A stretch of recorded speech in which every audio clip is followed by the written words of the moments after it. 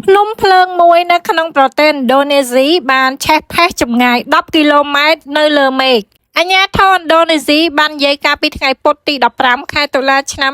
2025នេះថាភ្នំភ្លើងមួយបានផ្ទុះពេញមួយយប់នៅលើកោះមួយនៅក្នុងប្រទេសឥណ្ឌូនេស៊ី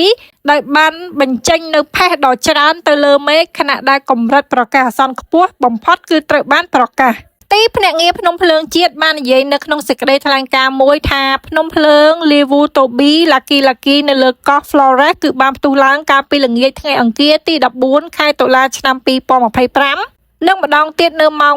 1:35 នាទីព្រឹកថ្ងៃទី15ខែតុលាឆ្នាំ2025ដោយមានផេះភ្នំភ្លើងចម្ងាយ10គីឡូម៉ែត្រពីលើកំពូលភ្នំដែលមានកម្ពស់1584ម៉ែត្រភ្លាមនោះមិនទាន់មានព័ត៌មានអំពីការស្លាប់និងការខូចខាតនៅឡើយនោះទេប៉ុន្តែអាជ្ញាធរព្រមានអ្នកស្រុកនិងអ្នកទេសចរនៅលើកោះភាគខាងកើតប្រទេសឥណ្ឌូនេស៊ីឲ្យនៅឆ្ងាយពីតំបន់ដែលកំពុងតែមានភ្នំភ្លើងផ្ទុះប្រធានទីភ្នាក់ងារ